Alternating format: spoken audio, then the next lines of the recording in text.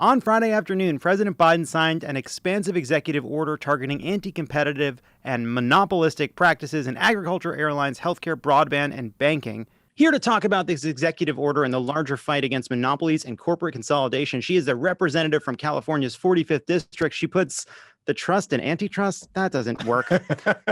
Congresswoman Katie Porter, thank you so much for being here. Welcome back. I'm excited to be here with you both. Whiteboard enthusiast.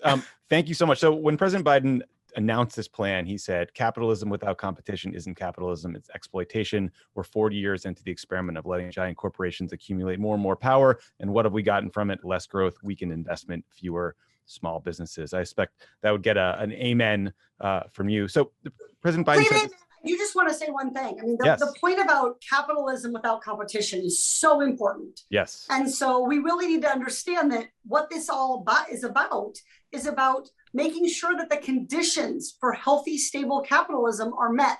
Now, I do want to just pick one tiny little bit of disagreement with the president. And I would say it's not just the last 4 years this has been a problem. It's probably the last 14 years. Yeah. In other words, I think it got a lot worse under the Trump administration, like what didn't get worse under the Trump administration. But some of this has roots in decisions that Reagan and others made. And so, I think if anything, I would say that people should understand this is a now spanning 2-generation problem in our economy that needs to be addressed. And, when there's less competition, what happens? Income inequality, racial inequality, wealth inequality, they all widen. Yeah. And that inequality, Jerome Powell, don't take it from me, take it from the chairman of the Fed, that is our number one threat to our economy. Yeah, I mean, Biden was pointing back to Robert Bork, and I think you could probably say that there were decisions made during the Obama administration where we were not tough enough on mergers and acquisitions and antitrust issues. So point well taken. So, Biden said this plan could help us get cheaper prescription drugs, a refund for that $30 airplane Wi-Fi that never actually logged in for you. For me, the one that jumped out at me was maybe those of us who pay a ton of money for god-awful cable and internet, you might be able to get some of your money back from Spectrum. I mean, we call that all Americans. Americans. Find me the American who feels like they're getting a great value from their internet company because I want to sign up with their provider. Me too. So again, that's a huge, broad set of issues. Can you help us understand, how does this executive order actually work? How would it tackle all those things? Yeah, so the executive order contains 72 different initiatives within it. That's a lot. So I'm going to focus on a couple of the keystone kind of major fundamental principles within those 72 initiatives. And there are two I want to start with. One is robust public enforcement of antitrust laws. And that means not only the DOJ and the Federal Trade Commission, the FTC, doing their job, but also recognizing that given the pervasiveness of monopoly power across our economy, that we need agencies, including the FDA, the USDA, the FCC, this is an across-government, across-agency initiative to pay attention to the concentration of economic power, to monopoly effects, and that public enforcement is really important. Now, the second part to that, though, is strengthening private enforcement. And this is where, for example, competitors who may say that a larger company, a monopoly power, engaged in actions that squeeze them out, that prevented competition. And you have to have both. It's built into our antitrust laws, that system of both public and private enforcement. So those are really, really important things. The other thing that the executive order does is it directs the government to sort of change its frame on antitrust and to put their hat on with taking a hard look at what is going to reduce competition about this or that action. Whether it's a merger, whether it's a pricing change, whatever it is, approval of a drug, ask the question, will this reduce competition? Doesn't mean the deal shouldn't go forward, doesn't mean that the merger should not be approved, but you've got to put that perspective on. You also have to be looking back, and this is the other big part. The DOJ has long had the power, the FTC has had the power to unwind deals that create monopoly power and create and interfere with fair competition.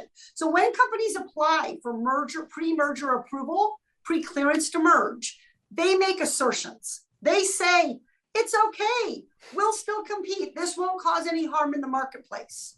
If that turns out not to be true after the fact, which has often been the case in recent history, then the government has the existing authority to go back and unwind that merger. And so the executive order directs government to look hard at these past deals, not just to set a new path forward, but also to unwind some of the mistakes of the past. So this merger point is really interesting to me. So, the executive order was also released with all this background on how there are all these merger-induced price increases over time. And that shows a clear harm to the consumer, I think.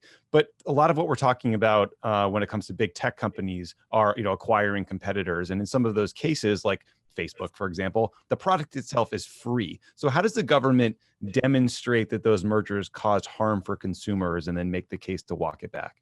Excellent question. So 2 points I want to make here. One, monopolies are not necessarily, all big businesses are not monopolies.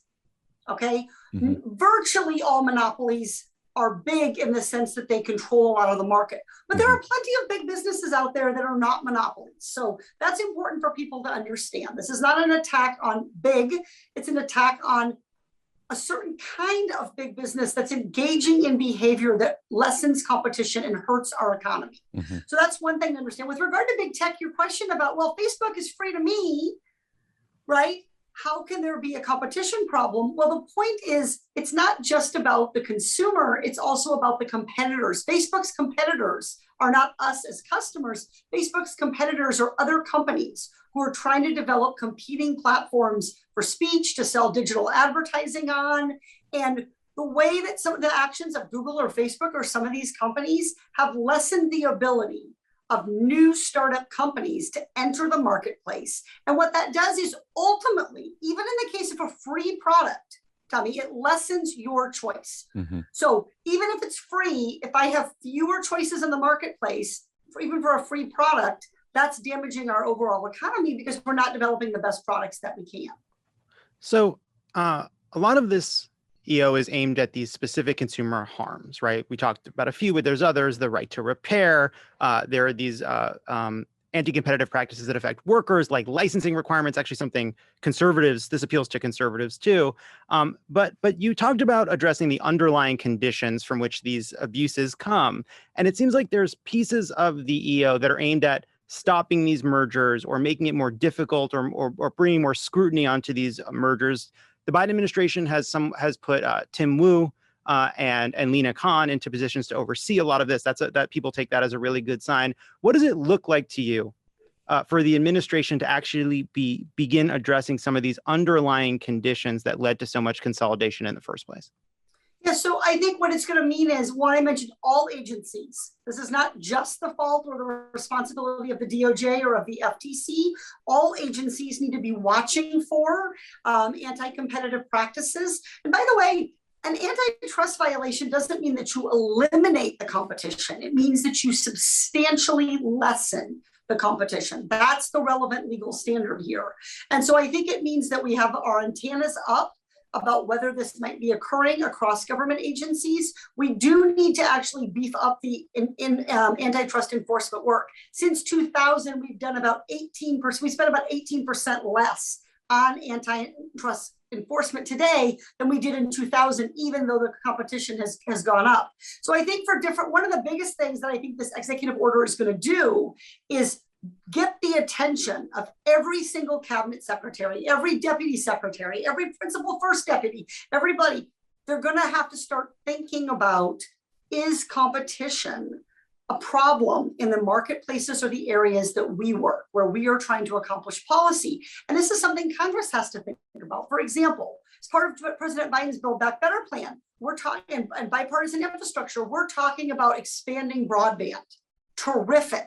But we need to look at the lack of competition and the lack of consumer choice in the broadband market. So I think that's a perfect example of Congress, as we go to pass a bill that expands broadband, we need to be recognizing broadband as a marketplace where there's a problem with market power and consolidation and lack of consumer choice and lack of competition, and how we write that and how we exactly do the work of expanding broadband should reflect that concern.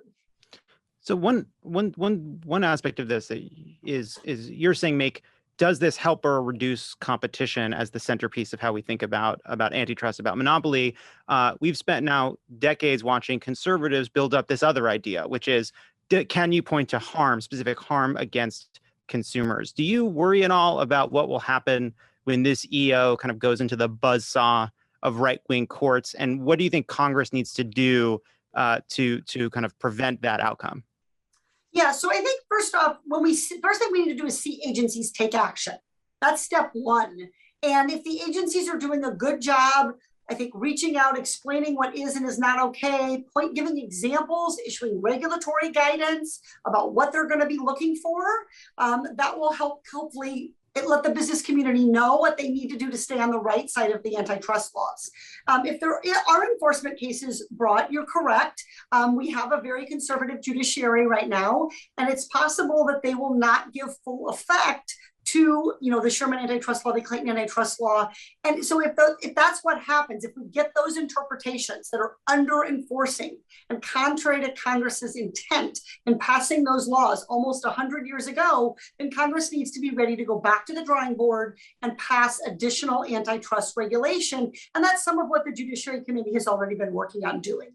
So it does feel like antitrust is having a moment. It's antitrust moment in the sun. There's Senator Amy Klobuchar has a book. Josh Hawley, noted monster. He also sees an opportunity for himself. You have these bipartisan bills you mentioned through the antitrust subcommittee. You've been focusing on this for a long time. Senator Warren's been focusing on this for a long time. What does it look like to you to see antitrust, corporate competition, and to see antitrust and promoting competition, reducing corporate power, where it should be at the center of our politics? Like, how do you make that happen, and what do you think that needs to look like? I'm thrilled it's happening, because when I went to run in 2017, this was one of the things I said I wanted to run on. I said, I want to run on consumer protection. I want to run on the fact that big business is flaunting basic laws that make sure our capitalist economy stays strong.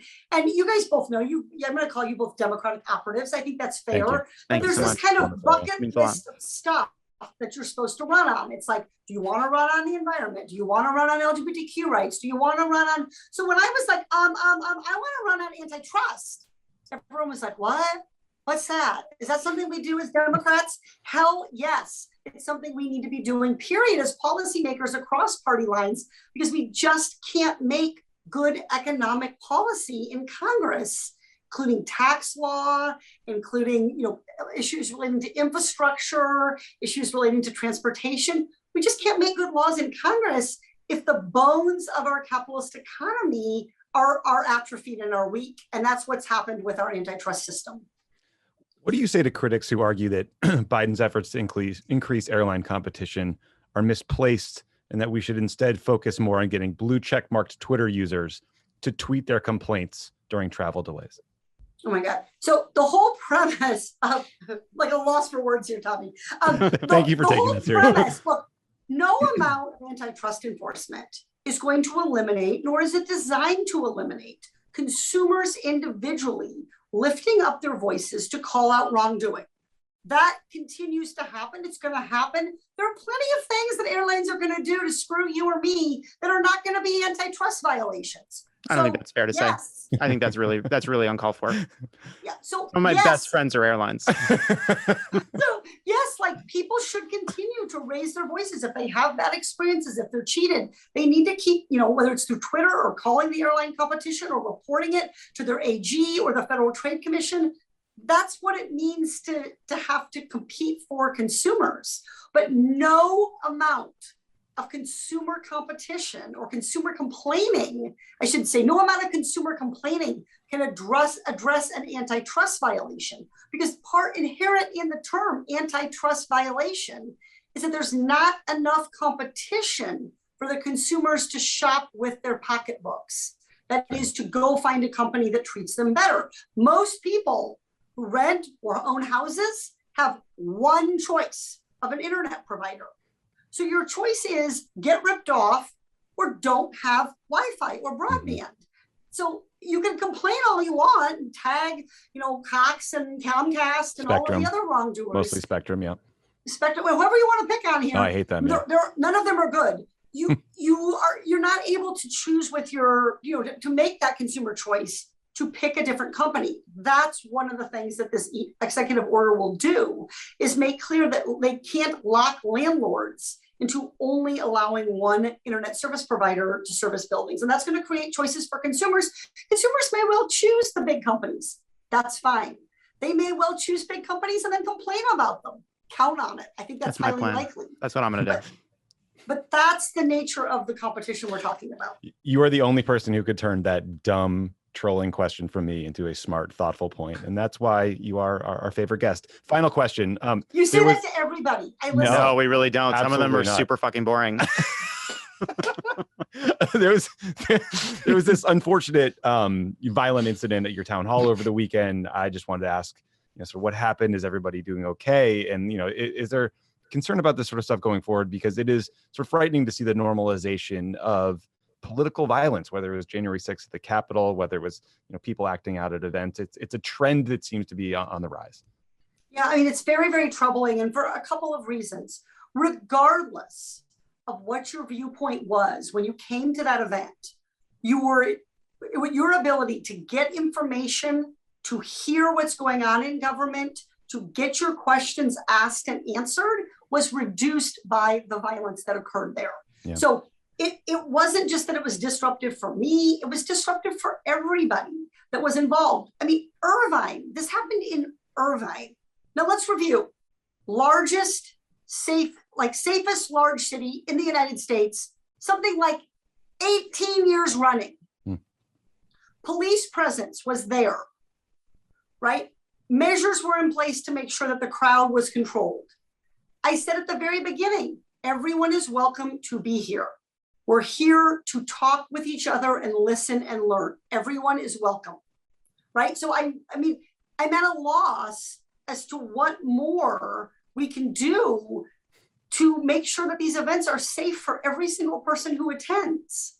And it was, particularly for me, there were people in the crowd, people with disabilities, people with mobility devices, very young children, who were not able to get up and move away from the violence. Yeah. And so, I would just say to people, if you're really serious about having a debate about what's right and what's wrong, you'll condemn this kind of violence.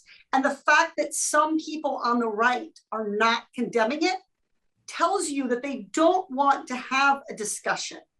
They want to, as the organizer of this counter event said, confront. Mm-hmm.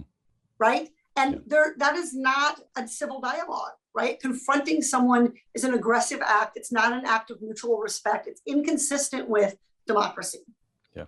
Yeah, it is. When you're out there doing these town halls, you're practicing democracy and you're open to hearing from everybody and let everybody be part of that conversation. But some people in our politics don't want to do that anymore. No, and I'll just tell you, having been a professor, I'm very cognizant of the problem of wanting to call on the smart kid. So you call on the Tommy Vietor, you don't call on the Jon Favreau because one's prepared and one's not. So that's a real phenomenon.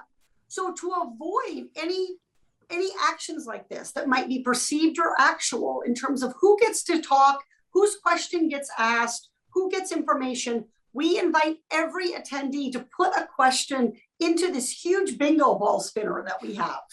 And we have a member of our youth advisory board spin that, and questions are drawn at random. So I have done everything I can to make sure that every possible attendee from every walk of life and every political perspective has the opportunity to participate in a civil way. And so having done that, to then have people make that impossible, to create an unsafe environment, to engage in violence, it's deeply, deeply discouraging, and it presents very real challenges for our democracy. Yeah. Well, we're so sorry that happened. Yeah, Katie, terrible situation, but thank you so much for being out there having those town halls and for joining us. Yeah. Katie Porter, Congresswoman Katie Porter, thank you so much. Thank you.